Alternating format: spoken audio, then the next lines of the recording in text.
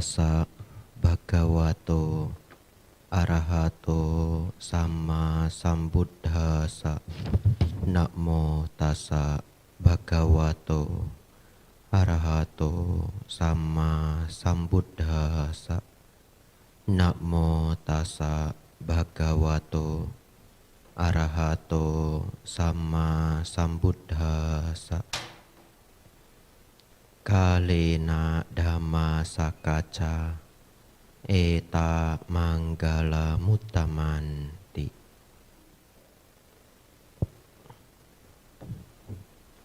Yang termuliakan Buddha, Dhamma dan Sangha, yang berbahagia Bapak Ibu, saudara-saudari semuanya, selamat malam, Namo Buddhaya.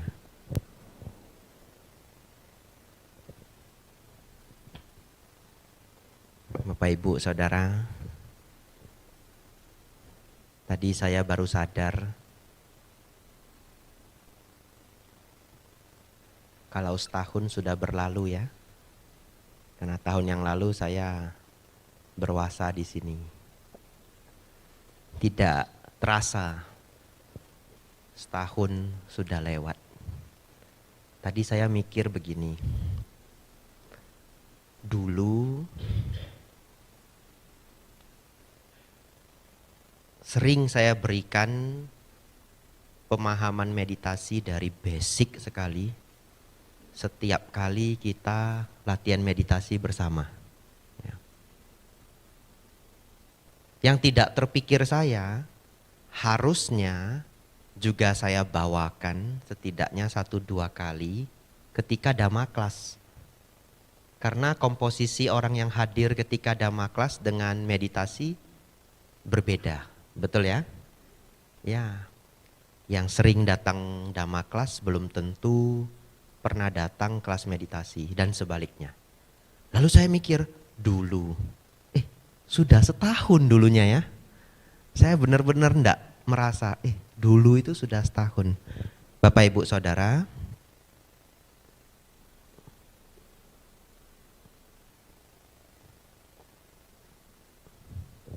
hari ini yang ingin saya bahas adalah coping stress. Mungkin Bapak Ibu belum pernah dengar istilah coping stress. Coping itu bahasa Inggris. Jadi kalau orang barat, mereka kalau di bahasa Indonesia mengatasi stres ya. Mengatasi stres atau menghadapi stres. Ya, mengatasi stres itu paling tepat. Dalam bahasa Inggris mengatasi stres itu mereka punya istilah khusus. Namanya coping. Ya, jadi kalau Bapak Ibu ditanya orang barat, how do you cope with that? Wah, keren juga ya. How do you cope with that? Jangan bingung. Itu artinya bagaimana Anda menghadapi stres itu. Ya, itu coping ya. Jangan nanti how do you coping it? Enggak usah copy gitu ya. Bapak Ibu Saudara, jamnya rusak ya. Nah, kalau jamnya rusak saya enggak tahu kapan berhenti ya. Nah, Bapak Ibu tanggung sendiri. Selesainya nanti jam 11. Tapi bahan saya tidak panjang ya. Bahan saya tidak panjang. Ada satu istilah lagi selain coping stress, istilah yang bagus sekali. Jarang dibicarakan orang, tapi ini sangat dhamma, yaitu anti-fragile. Ya, nulisnya anti-fragile, F-R-A-G-I-L-E. Pronounce-nya yang benar adalah anti-fragile. Kalau Bapak Ibu kadang-kadang dapat kiriman paket, ada loh itu, stiker merah, fragile, ya, bacanya fragile. Artinya rapuh, gampang pecah. Ada satu istilah di psikologi adalah anti-fragile. Seorang psikolog, dia mengajarkan teori anti-fragile ini dengan maksud seseorang itu tidak bisa bahagia begitu saja kalau dirinya rapuh. Nah, nanti menjadi PR Bapak Ibu Saudara, coba lihat, setiap orang yang kita temui itu punya kemampuan bertahan terhadap stres berbeda-beda. Nah, itu unik sekali. Ya. Kalau kita cerita stamina nampak sekali. Ada orang yang jalan 1 kilometer aja sudah tidak sanggup. Ya. Ada orang yang kerja 2 jam aja dia sudah kelelahan. Tapi ternyata tidak hanya fisik yang setiap individu berbeda-beda, tapi juga ketahanan terhadap stres. Kalau Bapak Ibu sangat rapuh, sangat fragile, maka Bapak Ibu otomatis gampang menderita. Jadi kalau Bapak Ibu ingin bahagia, yang dicari bukan kebahagiaannya dulu, yang dicari adalah kekuatan untuk bertahan dalam ketidaknyamanan dulu. Kalau Bapak Ibu sudah punya kekuatan bertahan dalam ketidaknyamanan, maka Bapak Ibu akan cenderung lebih stabil. Ketika bahagia, Bapak Ibu bahagia. Ketika menderita, Bapak Ibu tidak terlalu menderita. Itu sebabnya dalam ajaran Dhamma, Sang Buddha mengatakan bahwa semua ajaran para Buddha adalah mengenai dukkha dan lenyapnya dukkha. Kalau kita bahasa modern kan, beliau ingin kita bisa mengatasi penderitaan dulu. Bapak Ibu Saudara, judul saya hari ini adalah coping stress. Kita akan belajar 4 hal. Sebenarnya 3 ya. 1 topik tambahan. Dan hari ini saya akan menjelaskan basic meditasi. Yang sudah pernah ikut bagus. Hari ini refreshing. Yang belum pernah ikut, saya menyarankan Bapak Ibu dengar dengan sepenuh hati. Barangkali 1 kali sesi Dhamma kelas ini Bapak Ibu punya pegangan cara meditasi yang benar seumur hidup. Ya. Jadi Bapak Ibu kalau tidak banyak waktu, tidak bisa ikut teman retreat ke Jakarta, retreat ke Bali dan sebagainya. Ada orang retreat sampai luar negeri. Dengarkanlah baik-baik uraian kita malam hari ini. Bapak Ibu bisa gunakan seumur hidup. Ya. Oleh karena itu, hari ini Dhamma kelas saya sesungguhnya cukup serius. Karena topiknya bermanfaat. Bapak Ibu Saudara, baik, kita akan belajar bagaimana coping stress dalam Buddhisme. Bagaimana umat Buddha melawan stres. Unik sekali. Ya, nanti setelah saya cerita Bapak Ibu akan jadi sadar. Yang paling sederhana, kalau Bapak Ibu mengalami penderitaan, yang paling sederhana itu adalah mengatakan karma buruk berbuah, betul? Sering ya mungkin ya, apapun yang terjadi ya, Bapak Ibu naik kendaraan, nabrak batu. Oh, nabrak batu mau salahin siapa coba? Betul ya? Kalau nabrak orang pulang ke rumah masih bisa nyalain orang. Ini nabrak batu, mau disalahin siapa? Nah, kalau nabraknya orang pulang itu kenapa itu motornya, mobilnya kok lecet? Saya ditabrak sama orang gila gitu ya. Masih bisa nuduh orang kenanya batu. Saya ditabrak sama batu gila gitu. Enggak bisa. Yang salah diri sendiri. Umat Buddha cenderung punya cara pandang yang paling sederhana adalah ya sudahlah, karma buruk berbuah. Betul ya? Begitu kita mengatakan, karma buruk berbuah. Stresnya sudah berkurang 50% mungkin ya, setiap orang berbeda-beda. Dulu ada tokoh agama Buddha yang terkenal namanya Pak Cornelis Wawor. Beliau sering sekali ngajari hal ini. Beliau mengatakan kalau karma buruk berbuah kan harusnya seneng ya. Kenapa? Kalau ibarat kita punya karma buruk 1 ember, lalu karma buruknya itu terbuang, ya lunas sudah sebagian, ya karma buruknya berkurang. Itu cara mengajar Pak Cornelis Wawor. Bapak Ibu Saudara, hari ini saya ingin mengajak tambahan. Cukup baik berpikir bahwa karma buruk berbuah. Tapi tambahannya adalah lihatlah hukum kamawipaka dengan lebih aktif. Kalau Bapak Ibu hanya berpikir karma buruk berbuah tanpa merenungkan kebijaksanaannya, nanti karma buruk berbuah terus. Maksudnya apa? Kamawipaka itu kan artinya hukum sebab akibat. Harusnya kita merenungkan juga kenapa akibat itu bisa terjadi. Betul ya? Karma buruk berbuah. Pertanyaan selanjutnya adalah karma buruknya kok bisa berbuah? Dulu apa yang saya lakukan? Ya silahkan masuk. Ya silahkan.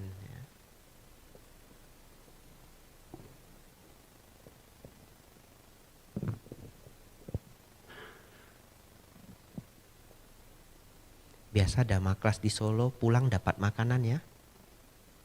Cuma saya yang nggak dibagi biasanya. Hari ini makanannya apa? Bubur kacang hijau. Ya, nanti pulang makan bubur kacang hijau ya. Tapi selama dhamma kelas jangan diingat dulu ya. Silahkan Bu. Ya.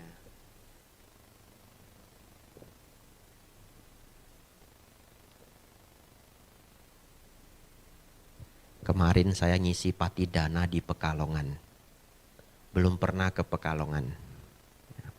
Banyak sekali provinsi undangannya masuk, saya belum pernah ke sana. Ya. Termasuk Pekalongan. Pas ke Pekalongan itu lewat daerah namanya Batang.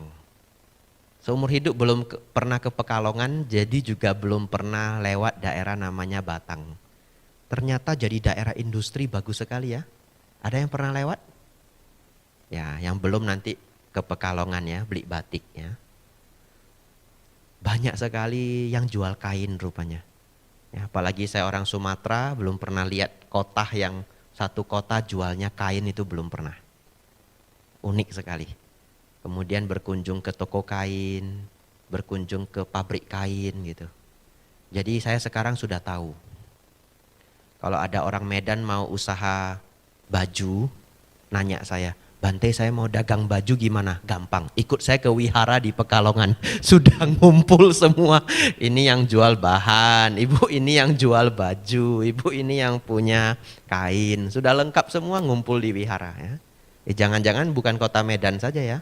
Kota Solo ada yang mau jual baju enggak? Ikut saya ke Pekalongan ya. Sampai ke pabrik saya. Blessing pabrik. Ya. Lihat kain batik itu berroll. Nah, saya ngisi patidana unik sekali. Seumur hidup baru kali itu. Kita ngisi patidana di sini. Jadi mereka membuat tempat duduk untuk tamu itu untuk para upasaka upasika itu 2 tempat. Satu di tengah begini, satu lagi di sebelah kanan. Dan itu terlihat oleh kita. Yang di sini duduknya asana, asana itu bantal yang biasa dipakai puja bakti. Yang sebelah kanan itu kursi, kursi seperti ini. Tidak tahu kenapa, yang sebelah kanan sudah disusun karena jauh. Kalau duduk melihat para biku kan lebih nyaman di depan ya. Kalau di sebelah kanan nggak nampak bikunya, cuma kedengaran suara. Jadi akhirnya yang sebelah kanan itu kursinya kosong semua. Kan itu acara patidana ya. Jadi saya cerita, kalau di Solo untuk para leluhur biasanya kita susun meja di sebelah kiri toh. Masih ingat ya? Kemudian ada foto-foto bagus, kemudian ada buah dan sebagainya. Tapi enggak kepikiran. Bapak Ibu ngundang para leluhur kan enggak dikasih tempat duduk toh. Baru kali itulah di Pekalongan mungkin leluhurnya duduk di sana semua. Lalu ketawa semua umat-umat yang mendengar. Selesai ceramah masih belum ada yang berani duduk. Mungkin yang duduk para leluhur. Karena mereka tidak menyiapkan foto-foto seperti kita di Solo. Mereka membuat lilin, ya 1 lilin 1 nama. Kemarin juga patidana di Wonosobo. Wonosobo pakai foto juga. Di print kecil-kecil ya. Sekarang ngeprint itu enggak sulit. Ngeprint pakai kertas aja kecil-kecil. Kalau foto dan juga susunan meja, Solo salah satu yang paling bagus. Saya keliling kemana-mana. Sebagus-bagusnya Solo masih kalah dengan Pekalongan. Leluhurnya diberi kursi ya. Nah, itu. Bapak Ibu Saudara, kita lanjutkan. Saya mengharapkan umat Buddha ketika merenungkan hukum Kama Wipaka, merenungkan secara aktif. Ya, karma buruk saya berbuah. Dilanjutkan, bagaimana agar karma buruk ini tidak berbuah lagi. Begitu ya, jangan stop. Ketika bersedih silahkan, karma buruk saya berbuah. Ya sudahlah, anicca, anicca.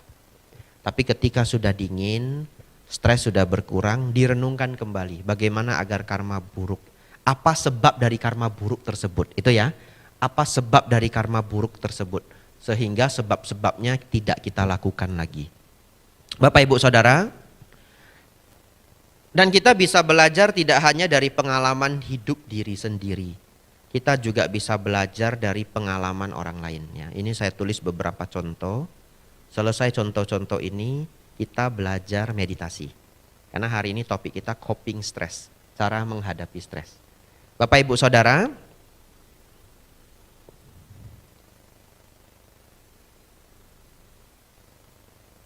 karena saya lahir di kota Medan, kriminalnya tinggi. Kriminalnya benar-benar tinggi. Ya. Akhir-akhir ini sampai keluarga saya, telepon saya cerita, malam-malam ini tidak berani sering keluar rumah. Banyak begal. Ya, saya diceritakan begitu. Bapak Ibu Saudara, saya ingin cerita beberapa pengalaman yang bisa kita petik. Kalau orang-orang yang mengalami ini, kita sebagai orang yang melihat, kita belajar dari pengalaman apa yang kita lihat, lalu kita jadikan pelajaran. Di sini salah satu bentuk dari memahami hukum sebab akibat secara aktif. Ketika saya ke India 5 tahun yang lalu, saya diberitahu oleh tour guide, kami melewati perbatasan dari India ke Nepal. Karena Sang Buddha lahir di Lumbini. Lumbini itu Nepal. Kalau dulu mungkin daerahnya tidak ada hukum garis negara, perbatasan negara. Dulu semua tempat India dan Nepal itu disebut Jambudipa. Walaupun setiap tempat dikuasai oleh raja-raja yang berbeda. Bapak Ibu Saudara, dari India ke Nepal, kami harus melewati satu jalan, satu daerah yang katanya tidak dimiliki oleh India, juga tidak dimiliki oleh Nepal. Jadi ini adalah satu jalan perbatasan yang tidak dimiliki kedua negara. Tapi anehnya banyak yang jualan. Mungkin bagi orang sana tempat itu aman. Ya. Lalu ketika tour guide ini memberitahu kita, tolong jangan ada satupun yang turun. Biar yang turun cuma tour guide-nya saja, ngurusi imigrasi kita. Karena kita mau nyebrang ke negara lain. Lalu dia cerita, dulu ada satu bus dari Taiwan yang juga sudah diperingatkan, tolong jangan turun. Jangan ada satu orang pun yang turun. 7 orang wanita turun untuk belanja. Padahal sudah diberitahu jangan turun. Bapak Ibu tahu apa yang terjadi? 7-7-nya hilang. Tidak kembali. Sampai mungkin hari ini. Karena saya tidak ngikutin berita sudah lama sekali. Diceritakan oleh tour guide kami. Nah, belajar dari hal itu, nanti Bapak Ibu sebagian ada yang berangkat ke India. Ya, dari Wihara Dharma Sundara. Kalau diberitahu daerah ini jangan turun, tolong jangan turun ya. Tolong jangan turun. Inilah memahami hukum sebab akibat secara aktif. Ya. 7 orang itu hilang, sebabnya apa? Sebabnya adalah tidak mendengarkan instruksi dengan baik. Diminta jangan turun, kenapa turun? Kita sebegitu mendapatkan instruksi, kita renungkan ya, instruksi itu berguna, kita lakukan. Bapak Ibu Saudara,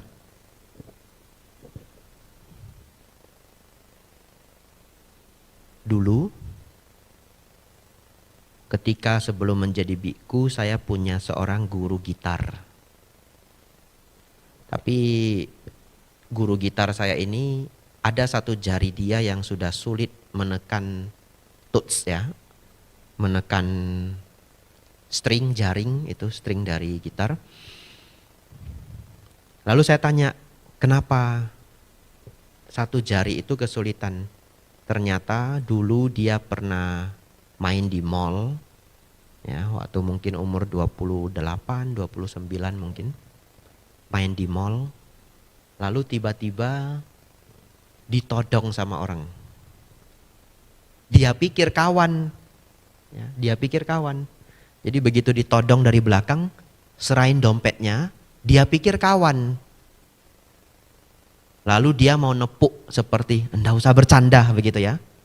Begitu mau nepuk seperti diberitahu tidak usah bercanda, ternyata itu penodong beneran. Langsung dia mau ditusuk. Dia tahan dengan tangannya. Ya, tangannya terluka. Ya, yang nodong lalu kabur gitu. Belajar dari cerita ini Bapak Ibu Saudara, kalau Bapak Ibu ke tempat yang asing, ya, kalau terlalu sepi ya hati-hati. Dan kalau tiba-tiba ada yang nodong, jangan berpikir itu teman.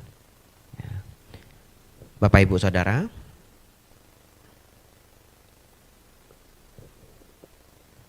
kadang kita bisa belajar pengalaman dari cerita-cerita kuno. Ya. Hal ini juga baik. Di Rusia tahun 1820, ini cerita sederhana saja. Ada pemberontakan Rusia dan raja Rusia itu namanya Cezar, ya, C-Z-A-R. Namanya Cezar. Lalu uniknya ada seorang pemberontak yang dihukum gantung. Semua pemberontak yang tertangkap dihukum gantung. Tapi ada satu yang talinya putus. Ketika dia mau digantung itu talinya putus. Tahu tidak? Kan dia pemberontak ya. Jadi dia mau melawan Cezar. Begitu talinya putus, dia ngomong begini. Bagaimana memimpin kerajaan? Mau gantung orang aja gagal gitu ya. Ya Bapak Ibu ikuti cerita ini. Bagaimana memimpin kerajaan? Mau menggantung orang saja gagal. Bapak Ibu tahu enggak? Orang ini mengalami kerugian yang luar biasa. Karena ternyata di Rusia, kalau orang dihukum gantung dan talinya putus, itu dianggap the act of God, perlakuan Tuhan. Yang artinya Tuhan membatalkan hukum mati dia. Betul ya? Berarti harusnya dia bebas ya? Tapi mulutnya gatal. Dia ngomong, bagaimana mimpin kerajaan? Mau gantung orang aja gagal gitu.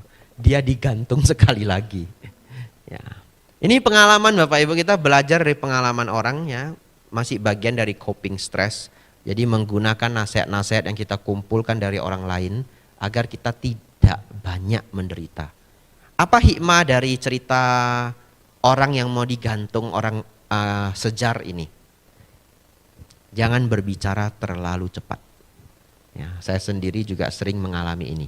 Jadi ini juga latihan yang harus saya lakukan, bukan hanya Bapak Ibu. Kalau Bapak Ibu ditawari sesuatu, diajak sesuatu, jangan menjawab terlalu cepat. Enggak usah. Gitu. Nanti setelah lewat, padahal saya perlu ya. Tapi sudah jawab enggak usah gimana coba? Betul ya? Yang Anda menjawab terlalu cepat. Jadi Bapak Ibu Saudara,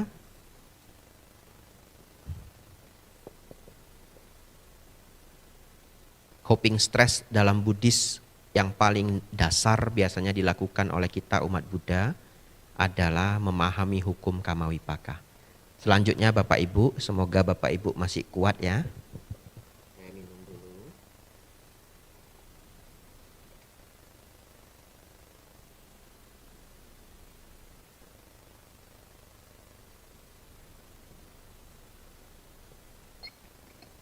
Ini jam berapa sekarang?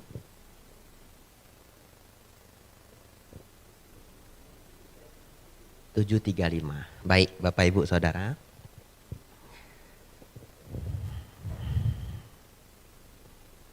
Saya ingin mengajak Bapak Ibu untuk bermeditasi bersama. Bapak Ibu dengarkan instruksi ini dengan sangat baik. Ya. Yang mana kalau Bapak Ibu tidak pernah ikut retreat atau selama ini bingung ya meditasi itu ngapain, meditasi itu sebenarnya untuk apa dan sebagainya. Bapak Ibu berjuang untuk berkonsentrasi. Saya akan memberikan penjelasan anapanasati yang lengkap, meditasi nafas. Setelah itu nanti kita meditasi bersama 15 menit. Setelah itu Bapak Ibu akan punya pegangan, oh meditasi seperti ini. Meditasi adalah salah satu latihan agar Bapak Ibu punya kemampuan anti-fragile, tidak rapuh. Nanti kita belajar bagaimana menggunakannya. Tapi latihannya harus dilakukan harian. Bapak Ibu Saudara, saya ingin mengajak semua yang hadir konsentrasi. Dalam batin kita ada dua hal. Saya selalu memulai dari ini. Jadi kalau yang sering ikut kelas meditasi mungkin sudah dengar lebih dari 3 kali. Ya. Tapi baik, semakin banyak dengar semakin menghafal. Bapak Ibu Saudara, dalam batin kita ada dua hal. Yang pertama, saya sebut suara hati. Bapak Ibu pernah ngobrol dengan diri sendiri, pernah? Pernah ya? Lalu batin kita ini seperti ada speakernya. Ya, seperti ada suaranya. Ada orang yang berpikir, dia harus berpikir sambil ngomong dengan diri sendiri. Sampai-sampai kalau kelupaan dia jadi ngomong sendiri, betul? Ya, jadi ngomong sendiri. Nah, Bapak Ibu Saudara, kita ngobrol dengan diri kita sendiri. Saya sebut ini suara hati. Suara hati ini tidak bisa kita kontrol sepenuhnya. Yang kedua adalah gambaran pikiran. Gambaran pikiran adalah apa gambar yang muncul dalam pikiran kita. Gambaran pikiran ini juga tidak bisa 100% kita kontrol. Keduanya ini, suara hati dan gambar pikiran ini mengalir seperti halnya air sungai. Mengalir tidak berhenti. Bapak Ibu Saudara, ketika Bapak Ibu marah, umumnya yang mengompori Anda adalah diri Anda sendiri. Ya. Kenapa? Kita harus mempelajari suara hati ini dan gambar pikiran ini. Karena kita sedang belajar agar batin kita meningkat. Batin kita menjadi lebih unggul.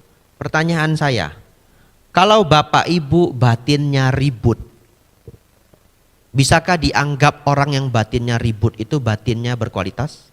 Tidak. Bahkan mau tidur aja sulit, betul? Ya, Bapak Ibu pernah punya masalah, kemudian mau tidur enggak bisa tidur. Ini batin ribut terus. Lalu apa yang Bapak Ibu lakukan? Gimana ya batin ini supaya jangan ribut ya? Atau istilahnya mungkin berbeda. Gimana ini biar pikiran saya tenang, betul? Tapi dia tidak mau tenang, dia ribut terus, ribut terus, ribut terus. Ya. Oleh karena itu Bapak Ibu, pikiran yang ribut itu menyebabkan kita stres.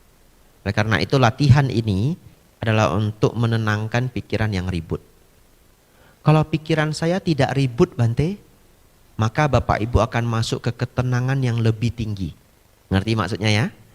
Kalau Bapak Ibu sedang ribut, kita bawa menjadi normal. Kalau pikiran saya normal Bante, latihan ini akan membuat pikiran Anda menjadi lebih tenang. Baik sekali. Bapak Ibu Saudara, gambar pikiran juga tidak bisa kita atur 100%. Coba Bapak Ibu yang hadir di sini, tolong jangan merenungkan ada hadir Pak Jokowi di sini, ya, di tengah ini. Jangan dibayangkan ya, beliau menggunakan jas yang rapi sekali. Mungkin beberapa dari Bapak Ibu langsung sudah muncul gambaran sosok Pak Jokowi, betul ya? Secara otomatis. Padahal tadi instruksinya jangan dibayangkan, tidak bisa. Muncul sendiri. Kalau Bapak Ibu sedang patah hati, sedang membenci seseorang, sampai-sampai tidak bisa tidur ya, diganggu oleh bayangan pikiran itu, maka ketika Bapak Ibu meminta diri sendiri agar tidak lagi terbayang orang tersebut, tidak bisa. otomatis muncul sendiri. Ya. Kalau pada anak kecil ini paling terasa setelah nonton film horor. Ya. Setiap nutup mata sudah langsung ada wajah kuntilanaknya. Setiap tutup mata sudah kebayang pocong. Waktu saya kecil begitu. Jadi mau tidur itu bingung, mau buka mata atau tutup mata. Tutup mata nampak makhluknya. Buka mata ndak bisa tidur gitu ya, sengsara. Akhirnya bagaimana? Pakai selimut tutup satu badan. Ya, jadi selimut itu nutupin semua badan saya.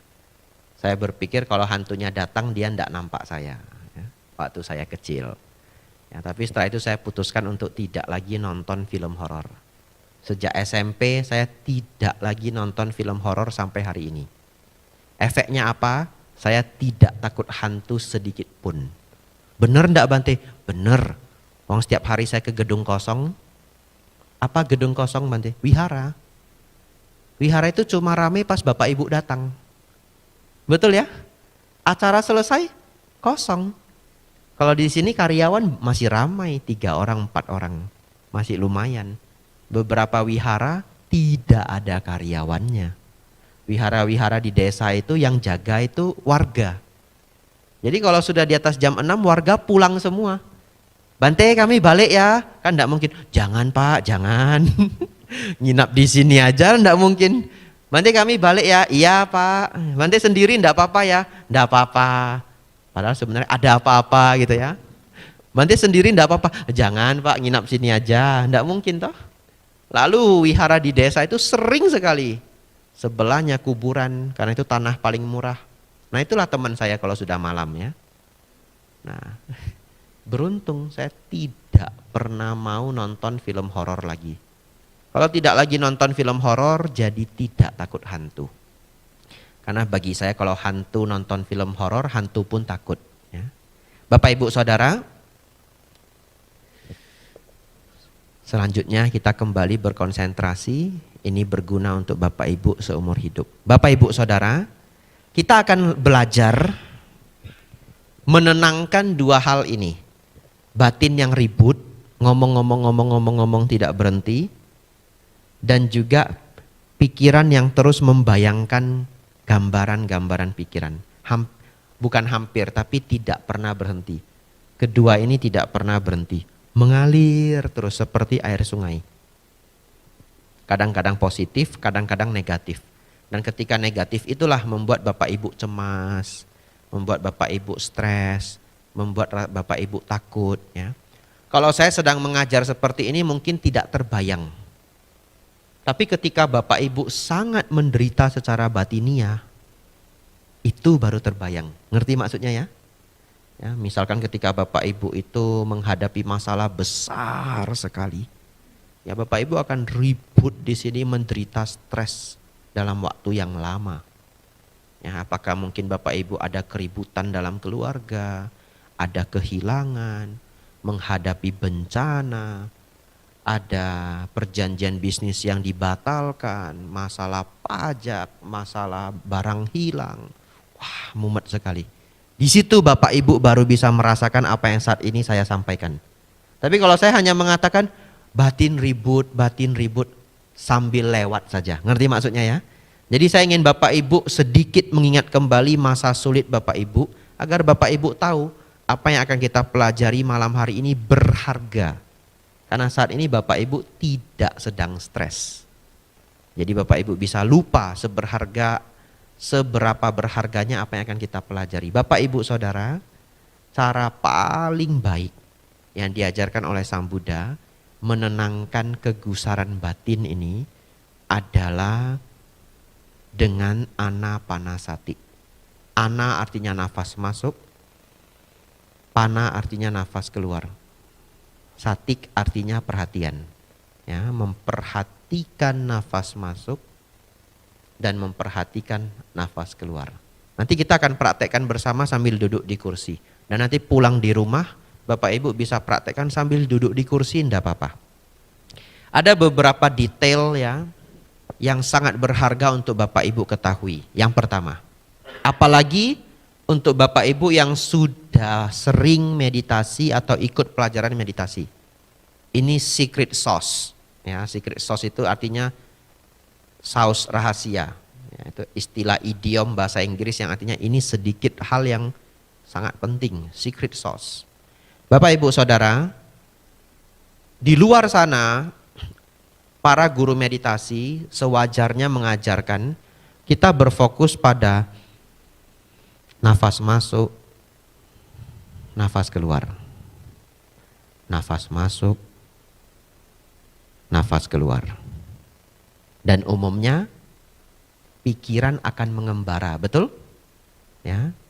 Kalau ketika pikiran mengembara, Bapak Ibu tidak sedang fokus pada nafas. Tapi ketika Bapak Ibu fokus pada nafas, pikiran tidak mengembara. Lalu pertanyaannya, apakah ketika Bapak Ibu bermeditasi, nafas masuk, nafas keluar, pikiran sering mengembara atau jarang? Umumnya sering. Umumnya sering. Sampai-sampai ada beberapa orang yang berpikir, Bante, saya tidak bisa meditasi. Kenapa? Pikiran saya mengembara terus. Hari ini saya beritahu Bapak Ibu, semua pemula pikirannya mengembara. Semua pemula pikirannya mengembara. Jadi kalau Bapak Ibu ingin agar pikiran tidak mengembara lagi, itu namanya pencapaian jana kedua. Kan tidak mungkin Bapak Ibu baru latihan 2 bulan, Bapak Ibu terus berpikir, Bante, pikiran saya kenapa tidak pernah tenang. Itu sama dengan pertanyaannya adalah, Bante, kenapa saya belum capai jana kedua. Betul ya? Karena pikiran yang tidak lagi mengembara sama sekali adalah pencapaian jana kedua.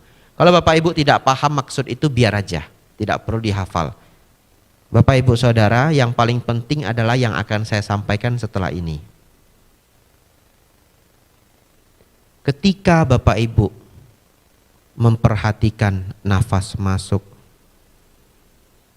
nafas keluar, Bapak Ibu cukup mengetahui nafas masuk, mengetahui nafas keluar. Iya, itu adalah kuncinya. Mengetahui nafas masuk, mengetahui nafas keluar. Dan itu yang disampaikan Sang Buddha di dalam sutta. Saya ulangi, ini saking sederhananya, seakan-akan tidak penting. Mengetahui nafas masuk, mengetahui nafas keluar. Bapak Ibu Saudara, kalau Bapak Ibu mengamati nafas masuk, nafas keluar, nanti silakan dipraktekkan. Bisa enggak muncul suara-suara batin? Besok hari apa ya? Besok makan apa ya? Ini sudah jam berapa ya? Beberapa orang masih muncul suara-suara itu di batin kita. Padahal kita sedang mengamati nafas. Ngerti maksudnya? Itu yang dalam bahasa konvensional, bahasa biasanya disebut pikiran mengembara. Tapi hari ini Bapak Ibu, saya beritahu bahwa pemula itu pikirannya pasti selalu mengembara. Jadi bagaimana? Caranya adalah biar saja walaupun ada suara batin yang terjadi di dalam background. Biar saja. Selama Bapak Ibu masih mengetahui nafas masuk, mengetahui nafas keluar, maka meditasi masih berjalan. Ya. Mengetahui nafas masuk, mengetahui nafas keluar. Ada suara batin yang muncul, dibiarkan saja. Selama Bapak Ibu tahu nafas masuk, tahu nafas keluar, tugas Bapak Ibu sudah berjalan. Muncul bayangan-bayangan, terpikir balai kota, terpikir Borobudur, terpikir siapa saja, biar saja. Selama Bapak Ibu masih mengetahui nafas masuk, mengetahui nafas keluar, maka yang Bapak Ibu lakukan sudah baik. Pelan-pelan yang mengganggu itu akan redup sendiri. Bapak Ibu Saudara, itu yang disebut anapanasati. Sebelum kita mulai meditasi, kalau Bapak Ibu nanti malam sulit tidur, ya, Bapak Ibu lakukanlah juga nafas masuk, nafas keluar. Bisa tidur Bante? Bisa. Buktinya Bante, ini sekarang sudah banyak yang mau tidur nih. Betul ya? Enggak apa-apa. Hari ini pelajaran saya cukup berat ya, cukup teoritis. Saya tidak membawa banyak cerita atau guyonan hari ini. Tapi kalau Bapak Ibu ikuti dengan baik, akan menjadi bekal seumur hidup. Bapak Ibu duduk di rumah, mengetahui nafas masuk, mengetahui nafas keluar. Itu saja tugasnya. Bahkan mengetahui nafas masuk, nafas keluar itu ndak usah diucapkan. Kalau Bapak Ibu nafas masuk ya otomatis badan itu tahu kalau nafas masuk, betul? Ya, itu saja tugasnya.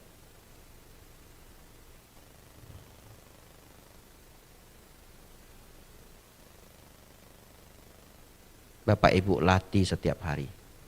Setelah 1-2 bulan, Bapak Ibu akan merasakan ketenangan yang luar biasa. Ya, bahkan kita coba malam hari ini bersama 15 menit saja, lebih kurang karena saya tidak bawa jam ya. Lebih kurang saja sampai nanti saya mengatakan meditasi selesai. Semoga Bapak Ibu kuat ya. Hari ini hari apa? Kamis ya. Ya, saya tahu Bapak Ibu capek karena dari pagi sudah bekerja, tapi mari kita latihan bersama mengetahui nafas masuk, mengetahui nafas keluar. Bapak Ibu Saudara, nafasnya seperti apapun tidak apa-apa. Nafas panjang silakan, nafas pendek silakan. Yang penting jangan sesak nafas saja. Ya. Nafas itu tidak kita atur, nafas itu dibiarkan saja alamiah. Kalau Bapak Ibu atur namanya yoga. Ya, yoga juga teknik yang baik tapi bukan topik kita hari ini. Ya, yoga adalah salah satu latihan untuk pernapasan dan kesehatan. Tapi hari ini kita latihan menenangkan pikiran yang gusar. Ya. Bapak Ibu Saudara, instruksi yang baru saya sampaikan ini bahkan adalah instruksi yang persis sama yang diajarkan Sang Buddha untuk seseorang mencapai tingkat jhana. Artinya instruksi ini sudah sangat baik. Kita tidak berpikir sampai pencapaian jhana. Tetapi kalau Bapak Ibu melakukan dengan baik, batin akan menjadi sangat damai. Kalau Bapak Ibu mencapai jhana ya selamat ya, nanti lapor ke saya.